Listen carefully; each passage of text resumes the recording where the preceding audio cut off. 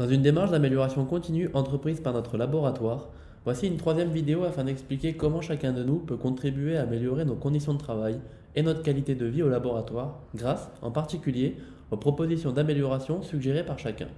Comme présenté dans la première vidéo qualité Kesako, l'implication de tous les collaborateurs est importante et passe par des suggestions d'amélioration et leur gestion. Mais la gestion des propositions d'amélioration Kesako. Pour bien comprendre, prenons un petit exemple. J'ai remarqué que lorsqu'on donnait le cahier de laboratoire aux doctorants, on ne leur donnait pas le guide du ministère qui allait avec. Et plusieurs fois, on m'a demandé où trouver ce guide. Le simple fait de se poser cette question relève d'une proposition d'amélioration. Mais alors, comment faire pour remonter ma proposition? La première chose à faire est de contacter un membre du comité qualité. Et par quel moyen? Tu as plusieurs possibilités. La première est de contacter un membre du Sécu par mail ou oralement en exposant ta proposition. Et la deuxième est d'utiliser la boîte à idées. La boîte à idées, jamais entendu parler. La boîte à idées est présente sur chacun des sites. Elle permet de faire remonter toutes les propositions anonymement ou pas. Pour cela, il te suffit d'y glisser un papier avec ton idée, ton constat ou même ton questionnement. Les boîtes à idées sont relevées toutes les semaines et tes remarques ou tes suggestions sont prises en compte. Très bien, mais comment sont-elles traitées ensuite?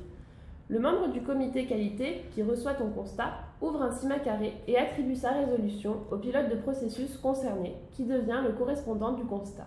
Le CIMA carré est un outil accessible sur l'intranet de l'INP. C'est un système de maîtrise des anomalies et des améliorations utilisé par l'NCSET. En bref, le LGC l'utilise pour la gestion des constats en général. Et par la suite? Le pilote de processus en charge de ta suggestion va mettre en place avec son GT et le Sécu une action afin de traiter ton constat et de t'apporter une réponse. Une fois l'action terminée, le CIMA carré est clôturé. Très bien, mais comment tout cela va être suivi? Pour le suivi, il existe un tableau Excel, le tableau de bord des suggestions d'amélioration, accessible par tous sur l'intranet du labo. Il résume toutes les suggestions qui ont été remontées, les plans d'action associés et le processus concerné.